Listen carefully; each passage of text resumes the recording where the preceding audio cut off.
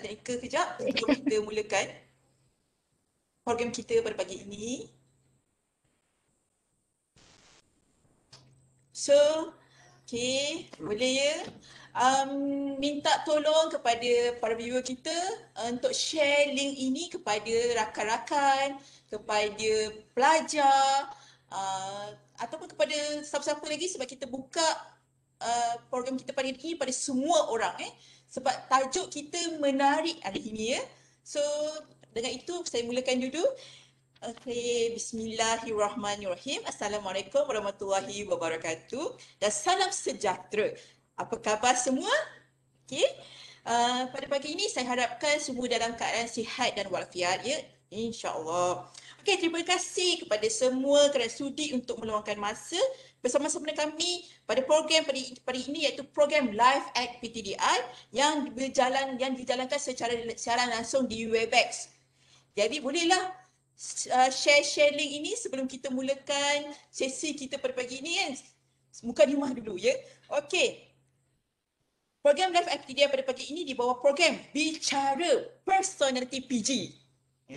Bicara Personality PG yang bertajuk Penyingkiran Sisa Logam Berat dalam Melestarikan Kebersihan Sungai. Okey, semoga siaran langsung pada pagi ini memberikan manfaat kepada semua mengenai bersama-samalah kita menjaga sungai kita supaya tidak lagi berlaku sejarah seperti Sungai Kim Kim. Okey. Oleh itu, sekiranya anda ada pandangan, ada soalan atau ada apa-apalah nak diberitahu, okey, boleh chat dengan kami dan sekiranya ada masa kami akan menjawab soalan anda. Okey, ada masa lagi ni ya sebelum kita ni. Okey. Sebelum kita memulakan program, sedikit informasi sebagai makluman kepada para viewers bahawa maklumat yang disampaikan dalam program siaran langsung ini adalah tujuan pembudayaan ilmu sahaja. Ianya hanyalah pendapat dan komen peribadi panel jemputan dan bukan pendirian rasmi universiti. Pihak universiti tidak bertanggungjawab mengenai komen dan pendapat yang dikeluarkan dan disampaikan. Di antara objektif Live FTDI adalah ingin membudayakan program ilmiah yang berteraskan pembudayaan kalangan membaca. Selain itu, objektif adalah menyediakan penerbitan secara langsung berbentuk perkongsian ilmu dan pengetahuan melalui segmen-segmen yang ditetapkan serta meningkatkan ketampakan visibiliti perpustakaan Tun Dr. Ismail dari unsur suar pembudayaan ilmu. Kejap. Saya dapat dulu. Oleh hal demikian, insya-Allah lebih banyak lagi program-program berbentuk seperti ini yang kita akan tayangkan sepanjang tahun ini. Tunggu kami. Okey, saya sebagai moderator pada pagi ini iaitu Nur Azlia binti Muhammad Zahar akan menjadi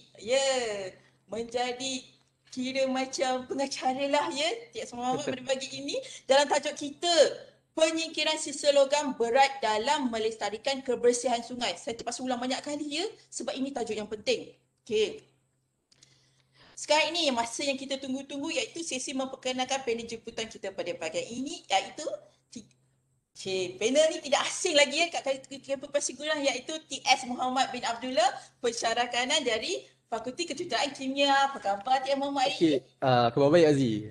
Okey, terima kasih kerana menjemput saya di studio yang seberagam ni. Okey, walaupun kita bukannya berdua ada lagi rakan-rakan dekat sini yang mungkin menjadi inilah AJK di sini.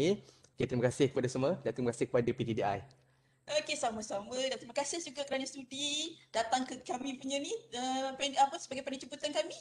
Okey, sebelum tu kita kembali sebelum kita memperkenalkan ataupun sekali perkenalkan tapi gini, sebelum kita cerita pasal topik kita pada pagi ini, saya kena memperkenalkan dulu sedikit biodata mengenai TS Muhammad. Dia katakan Pasir Gudang dia dah famous. So kepada yang belum tahu, belum kenal ni, saya kena kenalkan dulu iaitu TS Muhammad bin Abdullah. Akademik dia mempunyai master dalam bioproses protein separation daripada Universiti Sultan Zainal Abidin. Sekarang ni ongoing PhD dalam chemical engineering. Betul. Di Universiti Putra Malaysia. Okey. Kalau ikutkan sebelum TS Muhammad menjadi pensyarah di UiTM Pasir Gudang, pernah jadi pensyarah di UiTM Terengganu? Ya, betul. Selama 3 tahun. Wah, UiTM Terengganu. Bolehlah nanti kawan-kawan yang Terengganu boleh juga bagi link kita, dan pernah jadi research assistant di Universiti Sultan Zainal Abidin. Betul. Selama 2 tahun saya belajar dekat sana. Okey, nampak tak? Okey, kalau ikutkan bidang pengkhususannya adalah dalam chemical reaction engineering, environmental engineering, process control dan instrumentation. Ya. Ya, betul Cik Aziz. Okey. Panjang sangat tu. Ini ada lagi ni, yang penting ni. Awards yang dia pernah menangi, okay, kita cakap yang latest kalau ikut Boleh, cerita boleh. pasal 2016 sampai 2019, saya rasa satu hari ni rasa tak ni, dah habis ni. Okay, saya cakap pasal 2020 yang terbaru. Satu emas di IIDEC Shah Alam, satu emas di UiTM Kelantan, Betul. dan satu emas di Sri Lanka. Wow. Betul. Wow, ni yang terbaik ni sebenarnya ni. Dengan ini, saya mempersilakan TS Muhammad untuk membicarakan topik kita pada pagi ini, iaitu penyingkiran sisa logam berat dalam melestarikan kebersihan sungai. Okey, silakan ya TS Muhammad untuk Okey. bicarakan topik pada pagi ini. Alright. Terima kasih Cik Aziz dan Assalamualaikum dan selamat pagi kepada semua pendengar. Okey, jadi kita akan sharekan slide terlebih dahululah. Okay, saya minta bantuan AJK. Okey, Cik Aziz faham berkenaan dengan lestari ni? Apa maksud lestari sebenarnya? Lestari tu maksudnya kita kena ni kan, untuk pembersihan, untuk apa tu, Menge- warisan. Betul, kita mengekalkan. Betul. Okey, mengekalkan keadaan sungai kita seperti sedia kala. Sekarang ni kalau kita lihat warna sungai pun dah berubah Ya, Okey. betul. Kalau dilihat tak seperti dululah. Okey. Jadi kita teruskan dengan tajuk kita pada hari ini, penyingkiran sisa logam berat dalam kita nak melestarikan kebersihan sungai. Okey. Jadi kalau lihat di layar sekarang ni ada sungai Okey, sungai dan juga jambatan. Okey, sungai yang merupakan sebenarnya nadi kehidupan kita lah, ataupun kita namakan dia sebagai makmal kehidupan. Okey, melalui sungai kita dapat sumber-sumber seperti sumber air, okey, sumber ikan kadang-kadang. Okey, kadang-kadang tempat kita release stress. Okey, tempat rekreasi. Betul. Okey, Manda, memancing. betul, itu untuk tempat apa anak-anak kita lah. Okey, jadinya kita perlu menjaga alam sekitar, terutamanya sungai ni untuk generasi yang akan datang. Mestinya. Okey, bukan kita saja untuk menikmatinya. Okey, jadi sedikit sebanyak saya akan menceritakan berkenaan dengan info lah berkenaan dengan sungai. Okey, jadi kalau lihat di layar, okey, di dada-dada akhbar, sebagai contohnya sampah sisa binaan punca pencemaran Sungai Kelang. Okey, tapi yang saya nampak kat sini 274 kilang cemari Sungai Kim Kim, iaitu di kawasan Johor lah, Pasir Gudang. Pasir Gudang ini. Betul. Kemudian ada lagi polis siasat pencemaran alur sungai di Balakong dan tangani pencemaran Sungai Selangor dan banyak lagi lah. Okay, jadi kalau ada simbol di situ yang warna hijau, itu berkenaan macam mana kita nak kembalikan kelestarian alam kita supaya ianya lagi hijau, lagi bersih, lagi damai untuk generasi yang akan datang. Setuju. Okey, sebelum saya meneruskan lagi, mungkin slide selepas ini akan menunjukkan video lah sedikit berkenaan dengan suara rakyat.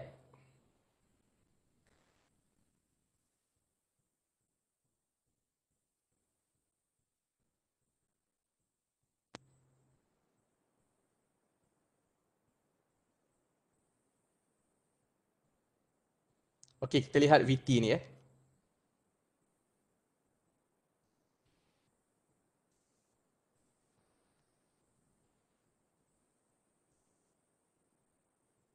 Okey, kalau ikutkan sungai-sungai kita pada zaman dulu memang bersih Cantik, Ah, ah. bersih. Suasana yang tenang Ya betul, banyak jenis ikan rasanya. Tapi sekarang ni kalau Bau busuk kita yang menusuk pun hidung berapa serta ikan yang meloyakan dari Sungai Okey, kita Pelumut yang tengok didakwa VT. berpunca daripada sisa buangan kimia kilang kitar semula.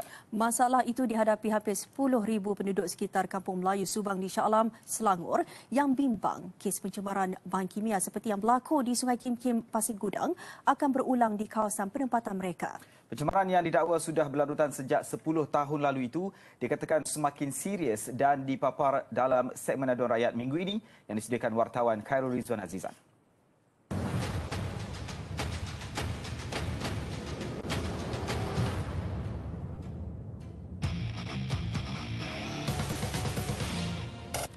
Beginilah keadaan Sungai Pelumut yang dimaksudkan.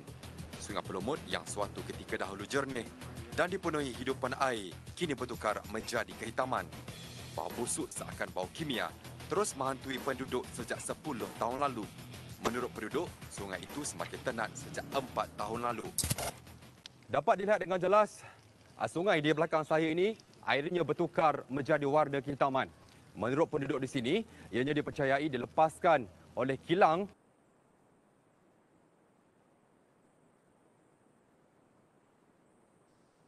di kawasan perindustrian di bahagian sana.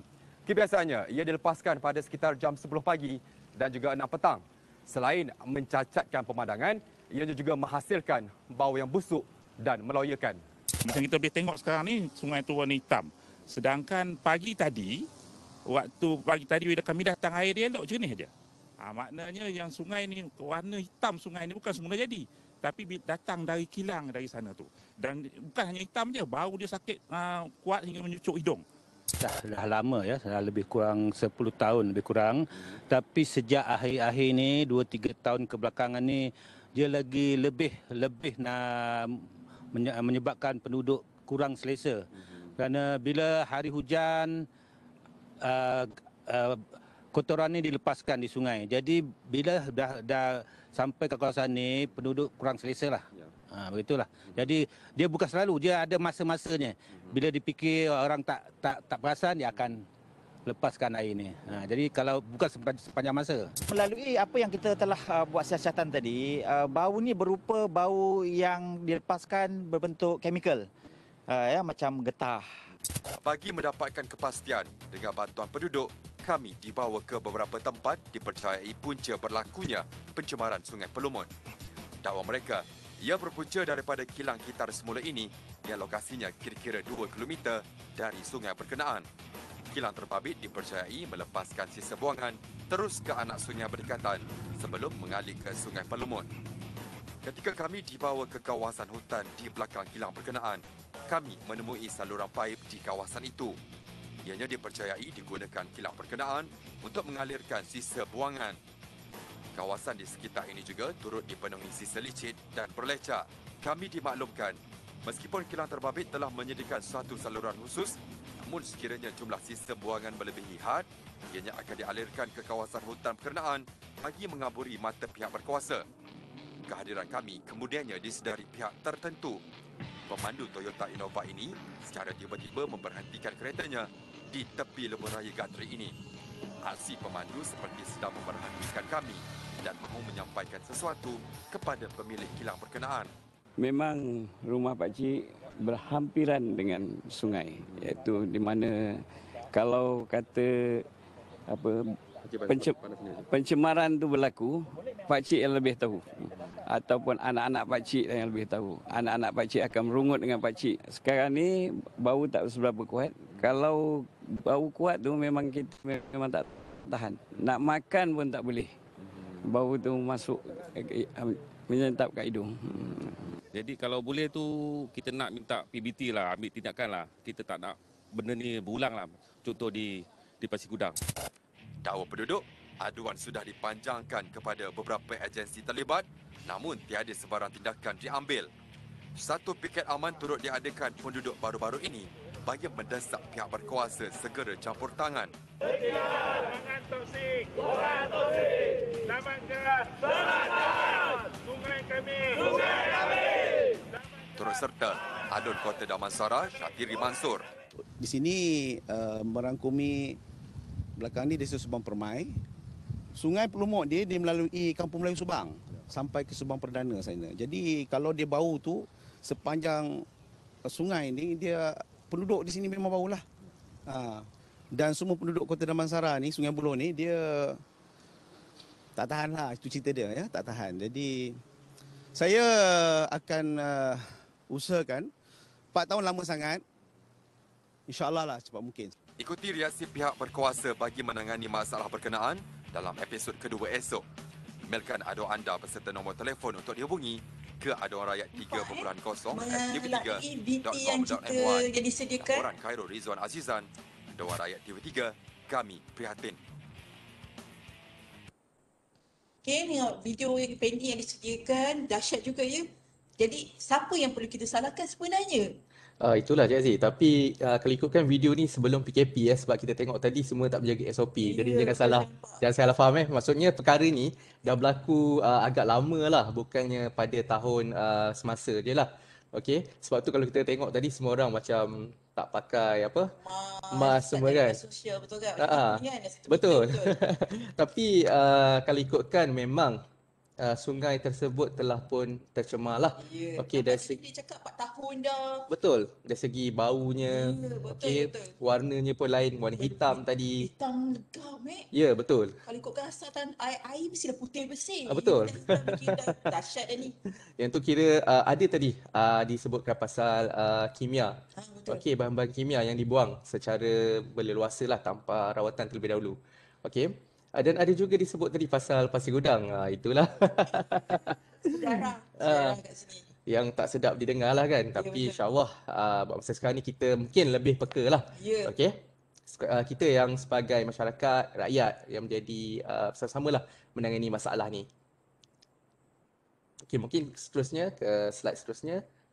Kita kenali dululah apa yang dikatakan dengan sungai. Tapi bukan setakat itu sekiranya macam saya cakap tadi, kalau ada pandangan, ada komen, ada ataupun pernah terjadi di kawasan anda, boleh juga bagi dekat ruangan chat supaya kita boleh baca sama-sama, supaya perkara pencemaran ini kita jadikan sebagai panduan dengan ni supaya kita lebih peka terhadap alam sekeliling kita. Sebab kita ni sungai nak warisi. Betul tak Cik Muhammad? Betul. Cik Muhammad boleh teruskan? Okey, untuk slide seterusnya Okey, kita tengok apa yang dikatakan dengan sungai ataupun apa yang kita definisikan sebagai sungai lah. Okey, menurut Kamus Dewan, sungai ini adalah tali air semula jadi. Ya, betul. Okey, kenapa ianya semula jadi? Ianya berpunca daripada mungkin kawasan air daripada kawasan pergunungan. Ya, betul. Okey, mungkin air daripada kawasan tasik yang seterusnya akan mengalir lah sehingga ke muara dan seterusnya ke dalam laut lah. Okey, maksudnya panjang sungai tersebut memang panjang lah kalau ikutkan daripada kawasan hulu ke hilir kan. Okey, sebab tu ianya orang kata kalau ada satu je tempat punca pencemaran, okey, dianya akan mengalir. Okey, dan menyebabkan lagi banyak tempat yang terjejas. Betul, setuju. Okey, seterusnya. Okey, kita kenalilah dulu sungai-sungai di Johor. Okey. Betul. Mungkin bagi yang tak tahu, kita ada 14 batang sungai di Johor. Okey, pertama sekali kita tengok kat sini Sungai Batu Pahat. Okey, Sungai Endau, Sungai Johor, Sungai Kesang, Sungai Mengkibul, Sungai Mersing, Sungai Muar, Sungai Pelentong. Yang ni dekat dengan kita Aziz. Dekat sangat ni.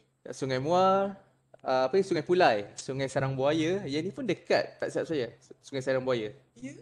Di Pasir Gudang kan? Kalau ikutkan betul lah tu yang dekat sebelah sana-sana. Alright, kemudian kita ada Sungai Segamat. Okey, ni mungkin di item Segamat lah. Sungai Syenggit. Ni kat Bandar. Sungai Skudai. Ya. Dan juga Sungai Teberau. Okey, semuanya berada di Johor Bahru lah. Dan ada yang berada di daerah-daerah lain lah seperti Sungai Mersing, Muar dan sebagainya. Ni macam sungai-sungai yang popular je. Betul. Yang ni saya rasa tak, yang ni memang semua sungai di Johor. Ya. Mungkin anak-anak sungai tak termasuk lah. Ini mungkin sungai yang utama. Baik, betul. Sebab saya tak nampak sungai Kim-Kim kat sini. Betul, yang tu saya rasa mungkin anak sungai. Mungkin daripada Sungai Pelentong dan sebagainya lah. Ya. Okey, yang ni adalah sungai utama, sungai yang besar. Okey, jadi Aziz, pada hari ini kita ingin membicarakan berkenaan dengan logam berat ataupun kita namakan sebagai heavy metal lah. Okey. Jadi buat masa sekarang memang alam sekitar kita ini dicemari dengan bahan pencemar yang dinamakan logam berat.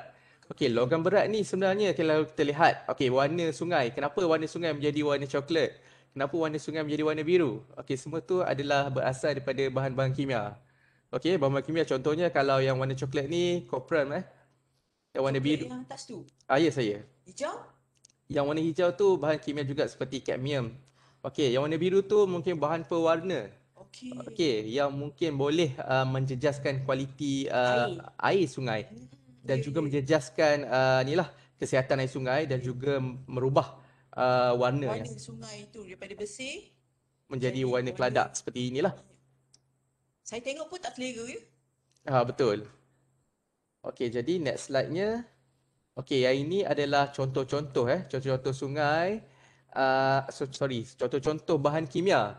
Okey, yang dilepaskan di dalam sungai ataupun yang ni kita namakan dia sebagai logam berat lah. Kalau Encik Aziz tengok, logam berat tersebut seperti cuprum, rhombium, mercury, arsenic, kadmium dan sebagainya.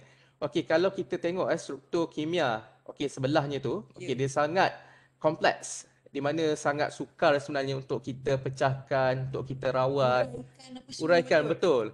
Dan kalau ikutkan kalau termasuk dalam air minum kita tanpa dirawat ataupun termasuk dalam sungai kita dan kemudian diminum oleh haiwan manusia, okey mungkin ianya akan memberikan menjejaskan kesihatan kita lah.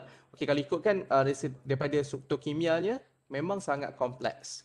Okey, sangat payah diuraikan. Okey, itulah kalau kata bila ada benda asing yang masuk dalam air, betul, automatik kita macam konon SAG sekarang ni akan cut off daripada air tu mengalir kepada manusia. Betul. Sebab macam benda asing yang macam TS Muhammad cerita lah yang ni. Ya, yang ini adalah contoh. Sebenarnya kita banyak lagi beratus-ratus heavy metal. Yang ini adalah heavy metal yang mungkin terkenal lah di sekitar kawasan industri.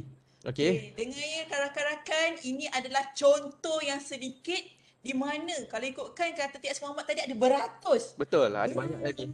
Di mana kita pun sendiri tak tahu apa benda yang kita minum sekarang ni kan. Betul. Okey, seterusnya. Perangai saya. Memang kita kena berhati-hati. Okey, seterusnya kalau ikutkan realiti hari ini, kalau dulu kita namakan sebagai air kotor. Betul. Okey, air kotor ni ada bakteria, okey mungkin ada keladak mendapan, ada pasir. Betul. Okey, virus. Okey. Virus. Virus mungkin dia seperti dia sejenis mikroorganism yang berada dalam air. Mungkin yang membawa penyakit.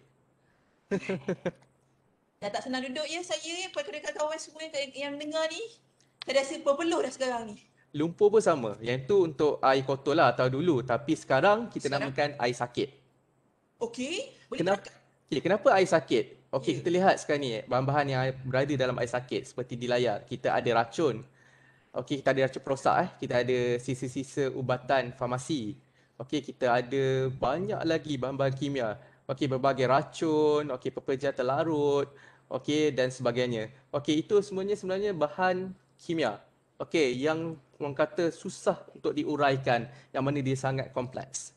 Kalau kata saya tengok TS Muhammad air sakit ni bersih, jernih, suci murni. Betul. Berbanding dengan air kotor di mana kita tahu dia memang ada something yang kita tak nampak. Betul. Tapi kalau air sakit ni lagi bahaya bagi saya sebab macam-macam lah di dalam tu sebenarnya. Betul, kita tak nampak. Ya, kita tak nampak. Sedangkan ada something dalam tu yang menyebabkan kita akan mengalami kesakitan selepas kita minum.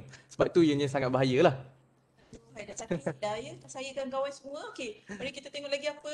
Okey, seterusnya kita lihat macam mana sungai ataupun air kita boleh tercemar. Yeah. Okey, pertama sekali kalau yang nombor satu tu itu adalah kawasan kilang. Okay, kawasan perindustrian.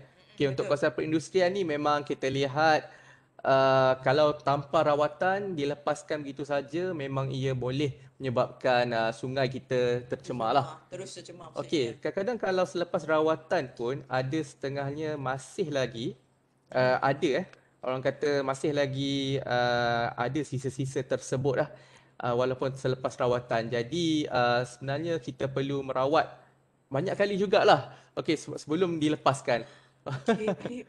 Okey, yang kedua kita tengok dari sektor pertanian. Ya betul. Okey, sektor pertanian seperti racun, Ya. okey, racun-racun serangga yang mempunyai bahan-bahan kimia. Ya betul. Okey, kadang-kadang dia terlarut di dalam tanah. Okey, selepas digunakan, kemudian apabila hujan turun, dia akan menyebabkan air ataupun bahan beracun tersebut mengalir ke dalam sungai. Okey, itu juga akan menyebabkan pencemaran sungai lah. Okey, seterusnya kalau yang ketiga tu adalah kawasan pelombongan. Ya. Cik Aziz tahu kalau kawasan pelombongan? Ya. Kita tahu dari segi mungkin bahan-bahan kimia daripada bahan pelombongan yang digunakan untuk melarutkan mungkin logam yang nak dicari. Okey. Kemudian ia menyebabkan lumpur bersama, lumpur yang mengandungi bahan-bahan kimia. Okey. Yang keempat, sudah pastinya kawasan perumahan. Okey, penduduk yang ramai, kawasan bandar. Okey, jadi kita sebagai penduduk pun kadang-kadang kita juga membuang sisa-sisa.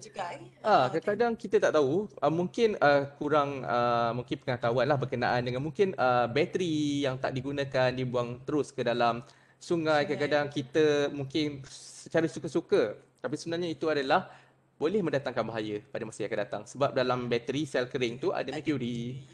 Betul Betul. Okay, seterusnya kita lihat Kesan dia.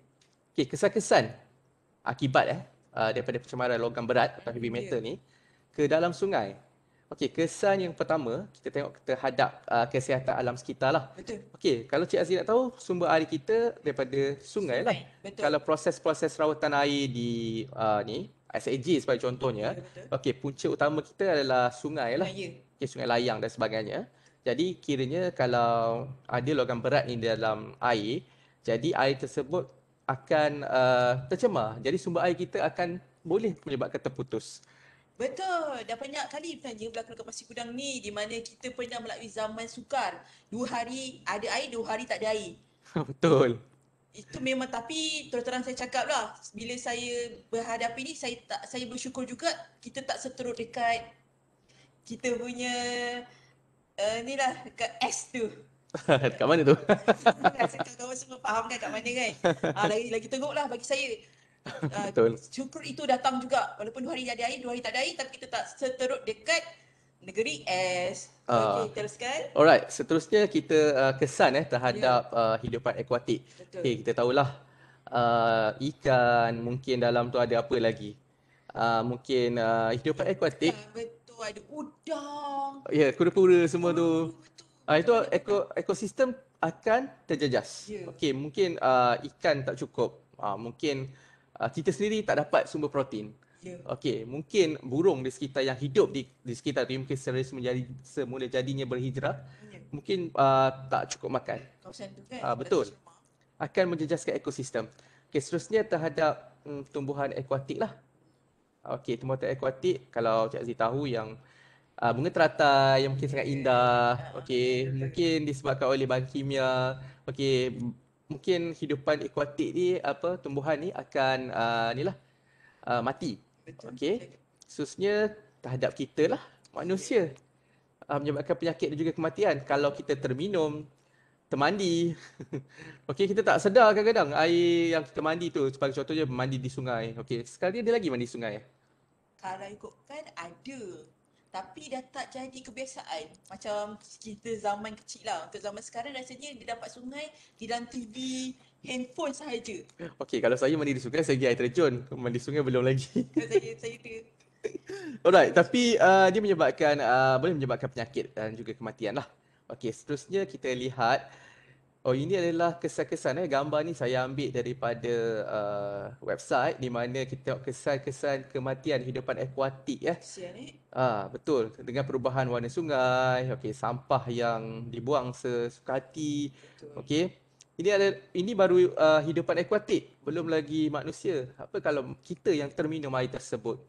Satu lagi, apa akan jadi apabila sekiranya kita yang termakan ikan yang dicemari? Betul.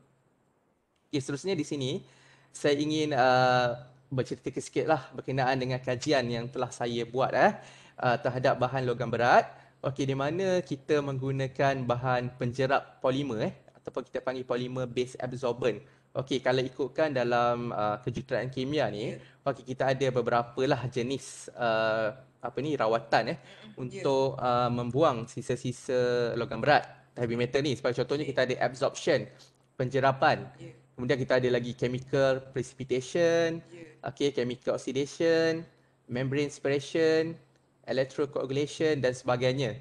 Jadi pada hari ini saya nak mengambil ataupun bercerita berkenaan dengan kajian saya lah, iaitu menggunakan kaedah absorption, iaitu penyerapan. Kerana yang tu paling murah, Aziz. Paling murah? Ya, paling murah, paling ekonomi lah. Okey. Boleh teruskan. Dan kita lihat polymer based absorber ni kenapa kenapa dia ni sangat okey, dia mechanical rigidity, kemudian dia uniform pore size distribution. Okey, maksudnya pore size dia tu uniform scatter, dan juga surface dia kita boleh modified ataupun modifikasi dengan mudah supaya lebih advance dia punya cara penjerapan heavy metal tersebut. Okey, seterusnya dia punya feasible regeneration, maksudnya boleh diguna pakai berulang kali. Okey, itu orang kata menjimatkan lah. Ini dah masuk di faktor-faktor penjimatan daripada absorption ni. Oh, betul, ni absorber ni. Okey, kalau ikutkan itu adalah cara nak menghasilkan lah. Ada gambar di situ, itu adalah macam mana gambar di makmal lah. Okey, untuk menghasilkan absorber ni. Okey, seterusnya kita melihat kepada proses penjerapan. Okey, apa yang dikatakan ataupun maksud penjerapan ni kita nak share kepada pendengar. Okey, penjerapan ni kita namakan sebagai pelekatan atom. Okey, ion atau molekul daripada gas, cecair, sungai lah. Okey, atau tasik laut dan sebagainya, atau pepejal yang terlarut. Okey, so dengan permukaan. Okey, penjerapan ni dia meresap melalui permukaan. Tapi satu lagi, kalau kita tengok sponge. Sponge tu serap. Itu serapan. Yang ini jerap. Jerap. Kalau jerap dalam bahasa Inggerisnya absorption, AD. Tapi kalau absorption, dia absorb, dia menyerap keseluruhan. Tapi kalau pada permukaan saja kita panggil penjerapan atau absorption. Okey, sebagai contohnya kita tengok kat situ, itu adalah contoh polimer dalam kajian saya. Ada dua gambar. Satu gambar secara fizikal dan satu lagi gambar menggunakan scanning electron microscope. Yang bawah gambar Petri dish yang atas tu. Dan sebelahnya, yang itu adalah morfologi macam mana logam berat tadi terlekat atau terjerak di atas permukaan polimer tadi. Okey, itu adalah polimer dan di atasnya adalah logam berat. Okay. Ini adalah cara macam mana kaedah pencerapan lah. Maksudnya kita letak dalam air yang mengandungi chemical tadi, heavy metal tadi. Dan kita letak serbuk ataupun bahan penyerap tadi. Jadi ianya menyerap secara absorption. Okey, kaedah absorption. Okey, seterusnya kita tengok bahan penyerap polimer. Okey, yang saya gunakan untuk saya punya pernahkah anda berfikir mengapa beg plastik sukar untuk diuraikan berwarna getas? Dan mengapa sesuatu bahan seperti gelang getah dapat diregang tanpa diputus? Ianya disebabkan suatu benda yang bernama polimer. Kenapa polimer ni digunakan? Video ini ditaja oleh Squarespace. Bina laman web anda dengan diskaun 10% dengan hanya melayari squarespace.com/Meredy.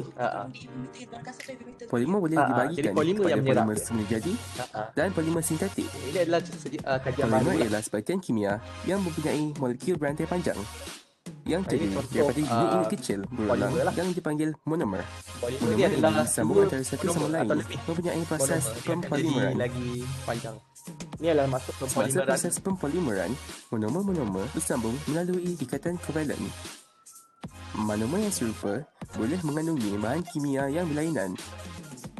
Monomer yang berlainan ini akan mempengaruhi sifat-sifat seperti keterlarutan, fleksibiliti dan kekuatan polimer. Polimer semula jadi wujud dalam benda hidup dalam alam semula jadi. Polimer selulosa mempunyai karbohidrat kompleks, komponen utama dalam pokok dan terdiri daripada monomer glukosa yang membentuk molekul lurus berantai panjang.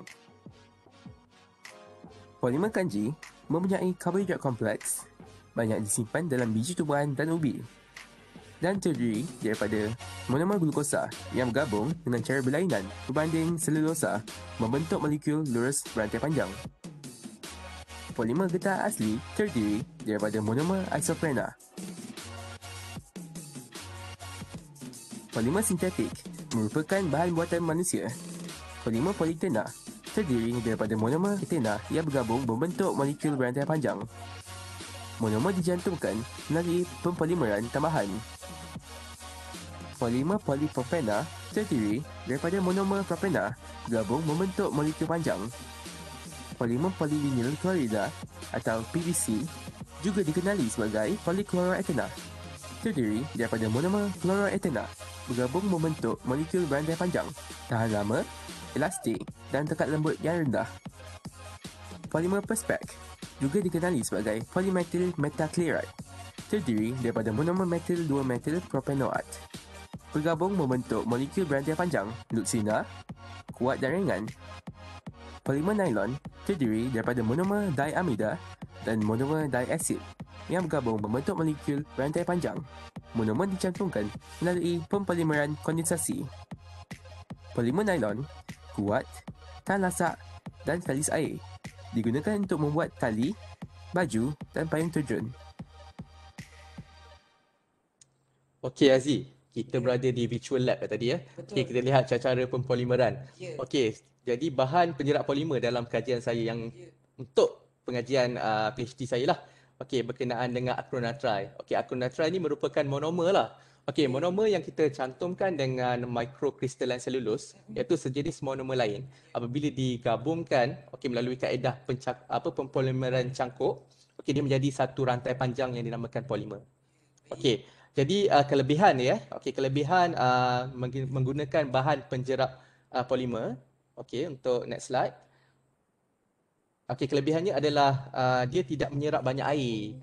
Okey, sebab tu kita nak menyerap hanya molekul ataupun bahan yang kita unwanted material lah. Benda asing tadi, heavy metal tadi kita tak nak. Okay, kemudiannya penjerat polimer ni dia boleh dimodifikasikan secara kimia. Okey, maksudnya kita boleh menukarkan kumpulan berfungsi atau menambahkan kumpulan berfungsi supaya ianya menjadi lebih advance untuk menyerap lebih banyak bahan kimia. Yang tu saya rahsiakanlah sebab itu projek PhD saya. Okey, belum lagi present. Okey, kemudiannya boleh dihasilkan dengan banyak ataupun berganda. Secara yield kita boleh menghasilkan dia mengikut ratio dia ataupun nisbah dia. Macam mana cara pengiraan dia untuk memastikan dia tu berapa banyak kita nak. Okey, yang tu kita boleh buat di makmal lah. So, kemudian ia menyerap lebih daripada 80% logam berat. Betul, banyak. Ini masuk 80% daripada beratus tadi ya? Betul, sebagai contohnya dalam tu katakan ada banyak bahan kimia, jadi berapa peratus yang boleh diserap menggunakan bahan penjerat polimer? Lebih daripada 80%. Okey. Kemudian penjerat polimer ni dia mesra alam kerana kita ambil yang monomer-monomer yang bahan semula jadi. Sebagai contohnya saya pakai microcrystalline cellulose. Nama seperti chemical tapi sebenarnya daripada kapas. Okey. Nama saja microcrystalline tapi sebenarnya dia daripada kapas. Kapas tak ada di Malaysia kan? Pokok kapas. Kapas tadi? Biasanya itu kekabu kan? Tapi ni kapas. Kapas biasanya kalau kita lihat berada di negara-negara Europe lah. Okey, kemudiannya dia tahan lama di dalam larutan. Maksudnya dia tak cepat mereput lah kalau polimer ni. Kalau biasanya kalau bahan-bahan lain mungkin dia terlarut sekali dalam air, jadi mungkin masa atau kita panggil contact time antara bahan kimia tadi dengan polimer dengan bahan penjerat tadi mungkin berkurang. Tapi kalau guna polimer ni masa dia lagi lama. Lagi panjang. Sebab tu lagi orang kata baguslah menggunakan rawatan kaedah polimer. Betul. Itu yang dia boleh cakap 80% logam berat dia boleh serap. Betul. Sebab lama sebenarnya kat dalam betul. Baik. Dah nampak dia punya ni. Okey, seterusnya. Okey, yang ini adalah yang okey. Nampak je Aziz? Saya dah terkebir ni sebenarnya. Alright, okey. Ini adalah kita panggil redox polymerization lah, iaitu antara monomer acrylonitrile dengan microcrystalline cellulose. Okey, yang ini menggunakan teknik grafting. Dan seterusnya saya yang tu saya reveal juga kat sini, kita gunakan amidozim. Okey, amidozim ni adalah sejenis chemical yang kita gunakan, walaupun dia chemical tapi dia membantu untuk menjerap lebih banyak bahan logam berat tadi. Dia sebagai ibarat macam pemanggil kawan-kawan dia lah. Sebab kita letakkan ke beberapa fungsi yang dia akan kita tak nampak dekat sini, tapi dekat molekul tu dia seolah seperti pelekat atau tangan yang akan mengambil tarik. Betul. Kumpul kat dia. Betul. Itu maksudnya. Okey. Yang Saya simpulkan bagi saya simpulkan lagi untuk kata-kata umum sebenarnya, kata orang awam, bukannya macam TS Muhammad ni. Betul. Dia rasanya nak bercakap dia punya secara teknikalnya. Okay. Secara kimianya memang sebeginilah. Tetapi kalau secara analoginya dia seperti tangan-tangan. Okey, ini apabila saya berada di conference lah, memang penyelidik lain akan bercakap. Kalau kita letak amidozim ataupun amidozim sebenarnya dalam dia ada nitrogen. Okey, N ni. Okey, amin ni, N ni, dia akan menjadi ibarat tangan yang akan memanggil atau menyerap heavy metal yang berada dalam air tersebut. Dia akan lagi banyak lah. Okey, selain daripada polimer itu sendiri boleh menyerap bahan logam berat, tapi apabila kita dah modify dia, okey, yang kita modify menggunakan amin tadi atau amidozim tadi, dia akan panggil kawan-kawan dia. Maksudnya dia akan menyerap lagi banyak, lagi tinggi. Betul. Okey, kemudian hasil penerbitan daripada kajian penyerap polimer ni, saya dah menerbitkan beberapa lah. Okey, hasilnya yang pertama adalah yang ini adalah menggunakan Cura modified polyacrylonitrile coacrylic acid. Okey, yang ini adalah bahan polimer jugalah. Okey, ini untuk paper Scopus Q2. Okey, kemudian kita ada lagi yang ini menggunakan bahan yang sama tetapi dalam binary solution. Maksudnya absorb lebih dua molekul kimia dalam satu masa. Jadi kita penamakan dia sebagai binary solution. Okey, maksudnya dia boleh berfungsi. Maksudnya kena cakap maksudnya tu. Betul. Kalau kita tengok analoginya, kalau dalam sungai bukan satu bahan kimia saja yang ada. Sebab itu kajian kita lebih menjurus ke arah yang mungkin bagaimana bahan polimer ini, bahan penjerap ini boleh menyerap lebih daripada satu bahan yang kita kata unwanted dalam air ni. Sebab dia tak sebenarnya satu bahan kimia aja dalam air sungai. Mungkin ada dua atau tiga. Okey, jadi untuk kajian ni memang buat dua lah, tapi kalau ini untuk ikutkan dye lah, cat. Okey, seterusnya ini adalah menggunakan saya punya acrylonitrile yang grafted dengan bahan selulose tadi, mikrokristalan selulose. Yang ini paper ni adalah Scopus sajalah. Okay, seterusnya, yang ni saya alhamdulillah lah untuk projek ni saya pernah mendapat anugerah dari Pertubuhan Konservasi Alam Malaysia, yang nama saya mendapat anugerah tertinggi Perkam Award lah. Yang ni untuk projek ni lah. Terima kasih Cik Aziz. Okay, seterusnya untuk projek ni saya dah masuk di UiTM Kelantan. Okay, Virtual Innovation Competition. Yang menangkan 1 emas ni Sebenarnya untuk UiTM Kelantan ni saya dapat itu 4 emas. 4 emas. Tapi untuk projek ni 1 je lah. Alright. Jadi yang ni adalah emas yang saya menang di UiTM Kelantan lah. Okay, seterusnya. Okey, yang ni sebagai penutup, kita tahu bahawa sungai ini merupakan nadi kehidupan, Cik Aziz. Jadi kita perlu mencintai sungai. Okey, menjadi tanggungjawab bersama. Semua orang. Okey, semua orang. Okey, dan kita tahu bahawa Hari Sungai Sedunia pada bulan September. Mungkin lepas ni PTDI boleh buat sambutan Hari Sungai Sedunia pada September setiap tahun. InsyaAllah. Okey, jadi itu saja daripada Okay, kalau gitu kita akan tengoklah di ruangan chat ada tak soalan-soalan daripada rakan-rakan viewers kita yang pernah yang tengah tengok ini untuk bertanyakan soalan yang mana. Okey, ni ada daripada Cik Malik ke? Puan Tahira? Dr. Tahira. Privately Okey, salam TS Muhammad. Apa pentingnya air yang dirawat dan kenapa namanya air terawat? Treatment water dan mengapa dijual ke Singapura? Amboi. Air kita, betul lah tu. Air kita kan dijual di Singapura. Kenapa daripada Dr. Tahira dia tanya? Atas sekali Oh, atas Oh, sekali ada daripada lagi. dia. Atas sekali pun daripada Dr. Tahira juga. Okey. Ada kira macam tadi soalan tu boleh simpan dulu kot. Okey, boleh. Singapura kan jauh sangat. Walaupun dekat tapi sekarang ni PKP ni jauh gila rasanya. Okey, dia kata Dr. Tahira tanya berkenaan berkesan ke penapis air yang digunakan di rumah untuk menapis semua bahan-bahan kimia yang dah tersejat. Adakah masih selamat untuk digunakan tanpa dididihkan semula? Ni pun saya nak tanya ni. Sebenarnya ni semua orang dah ada yang sebut semua orang ada penapis air. Tu betul. Adakah penapis air ini menjadi bahan kimia penyelamat kepada kita untuk meminum airnya tanpa kita masak? Okey. Air sejuk, air panas. Alright. Macam mana? Boleh silakan? Okey, boleh. Okey, sebenarnya saya pernah orang kata praktikal lah di syarikat air. Okey, saya pernah praktikal di syarikat air. Okey, sebelum aliran air tu disalirkan ke kawasan perumahan atau ke end user sebagai kita. Okey, setiap tu ada orang kata control panel yang mana ahli kimia ataupun pegawai bagi syarikat air ni akan memeriksa atau menguji lari terdahululah air tersebut. Bukannya air direct daripada sungai. Biasa kalau daripada sungai ni yang ada bahan-bahan tercemar. Tapi bahan yang telah dirawat, masa disalurkan ke piping kita, ke rumah, yang tu memang telah pun dirawat dan selamat untuk diminum. Kerana dia ada tempoh dia. Memang dia ada buat rawatan, orang kata daripada satu adalah pengasingan secara fizikal. Okey, pengasingan fizikal Pengasingan fizikal ni mungkin bahan-bahan terampai yang mungkin besar lah seperti kayu. Okey, yang tu satu. Kemudian dia menguraikan secara biologi. Okey, itu satu. Dan kemudian secara kimia dan untuk membasmi kuman menggunakan klorin.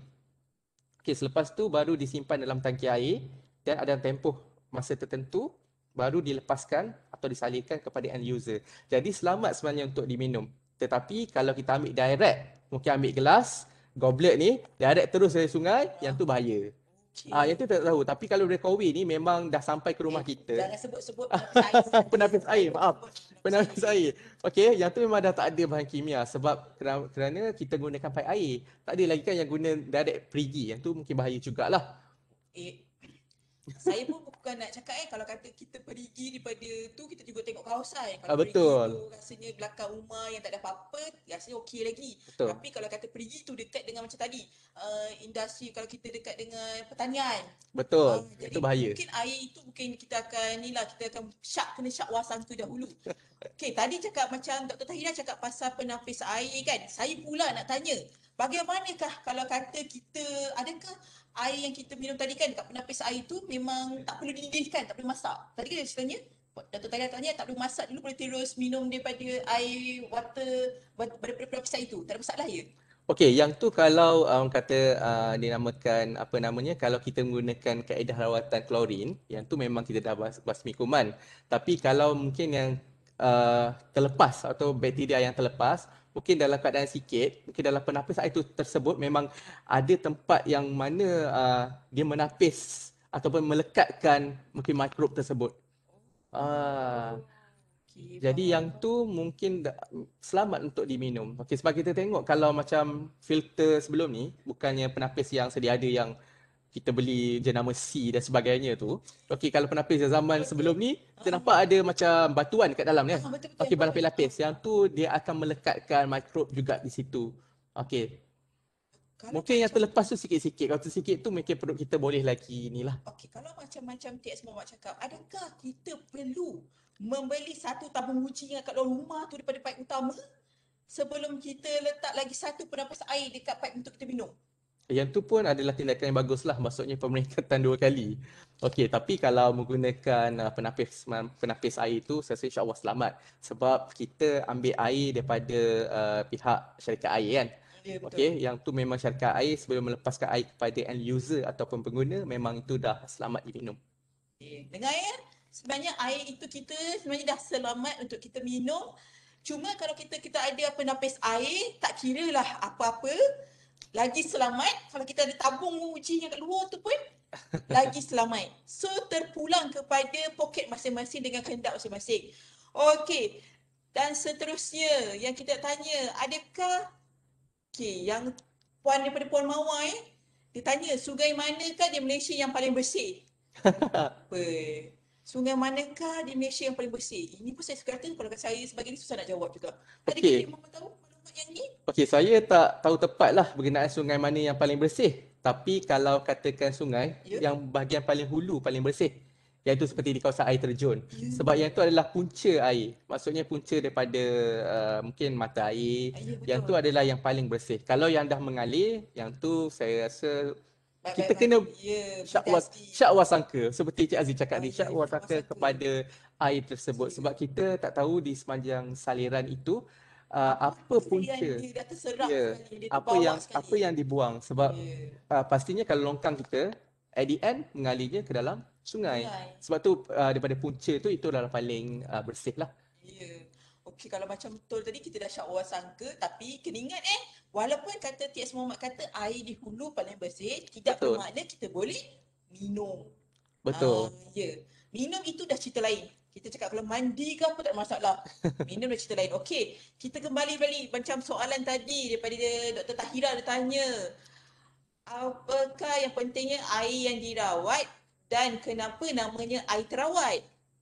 Cik Water. Okey, pentingnya air yang dirawat lah. Okey, air yang dirawat ni untuk minum memang penting kerana satunya kita nak mengelakkan keracunan ataupun penyakit lah. Sebab contohnya kalau terawat, sebab air sungai ni kita panggil dia raw water. Okey, air yang mentah. Air yang mungkin kita tak tahu apa dalam dia ada bermacam-macam, tak orang kata bukan kimia sajalah, mungkin biological waste, okey, physical waste. Physical waste ni bukan saja mungkin yang dah tercemar orang buang. Sebagai contohnya, mungkin sampah-sampah yang besar ni, yang terampai, yang kita nampak dengan mata kasar kita. Okey, jadi yang tu perlunya terawat. Okey, sebab apa? Sebab kita nak minum air tersebut, kita nak gunakan air tersebut bukan saja untuk minum, untuk mandi, untuk basuh baju. Jadi kita nak perlu syakwasangka kepada air tersebut dan perlu dirawat. Memang syarikat air merawat air sebelum ianya disalurkan kepada pengguna-pengguna. Itu perlu rawat. Apatah lagi kalau kita nak memberikan kepada negara lain. Okey. Jadi ni macam lagi daripada topik. Kalau kata air kita naik sikit pun kita faham lah. Betul. Bila air kita naik sikit, kita faham sebab apa? Kemungkinan banyak lagi bahan yang kita syarikat air ni kena letak untuk menjadikan air kita bersih. Sebenarnya ada 8 proses utama. Sebab saya ada ajar subjek ni. Ada 8 subjek, ada 8 orang kata proses utama lah sebelum kita boleh minum air tersebut. Okey, mula-mula sekali dia saring. Okey, ada penyaringan. Penyaringan air ni di muka, dia panggil muka sauk dia panggil. Air masuk ke dalam sistem rawatan air. Jadi kat situ ada jaring. Jaring tu digunakan untuk mungkin kita buang physical material. Seperti bahan kasar, kayu, kadang-kadang basikal orang buang dalam sungai. Okey. Kemudian ada aeration. Okey, aeration ni macam mana dia nak buang unwanted gases. Okey, dengan letak oksigen dalam tu. Maksudnya dimasukkan oksigen dalam air kita. Yang tu dibuat di rawatan ni lah. Di loji rawatan air. Yang kedua. Okey. Kemudian kita ada lagi coagulation dengan flocculation process. Okey, coagulation process ni kalau pendengar nak tahu, okey, apabila air tu mengalir, dalam dia ada suspended material atau bahan yang terampai. Okey, macam mana bahan terampai yang halus, kecil-kecil ni, partikel ni, kita nak menjadikan dia berkumpul. Okey, kita letakkan coagulum. Coagulum ni tawas ataupun kapur lah.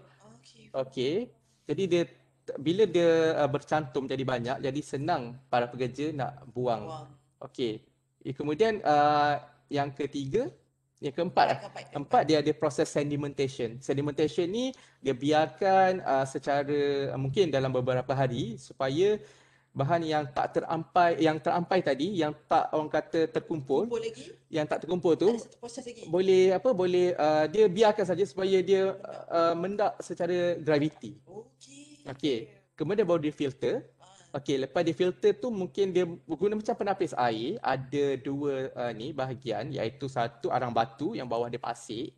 Okey, kemudian dia ada lagi proses chlorination. Okey, letakkan klorin. Di mana klorin ni untuk membasmi kuman lah, atau membunuh semua patogen yang ada. Baru diletakkan dalam tangki. Dalam tangki air ni pun dia biarkan dulu.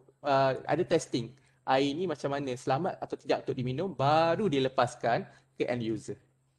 Okey, kepada para viewer, rupanya kompleks juga orang di syarikat air ni bekerja untuk Betul. kita. So macam saya cakap tadi, jangan komplain jika kata duit air kita naik. Jangan kata. So kita akan tengok lagi adakah yang soalan-soalan. Okey, ada siapa nak tanya ke? Saya bagi masa sebelum saya tamatkan sesi kita pada pagi ini. Okey, kalau kata siapa nak tanya secara live pun boleh, tak ada masalah. Video voice. Tak nak type kan, voice pun tak ada masalah. Kalau kata nak tanya. Ada siapa lagi? Sebab kalau ikutkan tadi, proses untuk mendapat air bersih sebenarnya adalah satu proses yang kompleks. Di mana itulah yang perlu kita lalui supaya air yang kita minum di akhirnya, air yang kita minum tiada bahan-bahan yang kita sendiri tidak boleh lepaskan yang jadi penyakit-penyakit lain tu nanti kan. Betul. Tapi lebih selamatlah kalau kita nak letak bahan penapis tu. Tentu untuk kalau ada yang duit lebih kan. Kalau nak pakai bahan penapis tu kira selamat untuk kita lah. Sebenarnya kita tak boleh masak air tu. Kita macam pakai penapis tu, insya-Allah saya rasa. Betul Yang semua mak cakap, kita kena pakai penapis air. Bukan syorkan penapis air yang tertentu. So kalau ikut penapis air yang ada ni, kamu kena tengok lagi ikut bajet sendiri. Okey, kalau ikutkan kan masa pun dah cemburui kita, saya akan menutup lah. Saya dah ada ni kertas ni sediakan untuk penutupan. So saya bacalah terus ya. Saya cakap tu saya baca semoga dengan perkongsian ilmu dan pengalaman dari TS Muhammad mengenai tajuk penyingkiran sisa logam berat dalam melestarikan kebiasaan sungai ini sedikit sebanyak dapat kita gunakan. Okey, tuan-tuan dan puan-puan sekalian, kita telah sampai penghujung program. Saya bagi pihak tim live FTDI yang sebenarnya ramai lagi dekat belakang kamera ni, ingin mengucapkan jutaan terima kasih kepada TS Muhammad kerana Sama-sama, Cik Aziz. dalam program Bicara Peserta Terpuji pada hari ini. Okey, maklumat semua. Link kehadiran kita dah letak di ruangan chat. Bolehlah isi untuk jam latihan. Okey, sebelum saya menutup kirai program, sesungguhnya yang baik itu datang daripada Allah Ta'ala dan yang buruk itu datang daripada kekilafan kami. Semua sekali lah yang dekat belakang ni. Terima kasih kerana sudi meluangkan masa buat para viewer semua. Sehingga kita berjumpa lagi di program live FTDI yang akan datang. Assalamualaikum. Bye.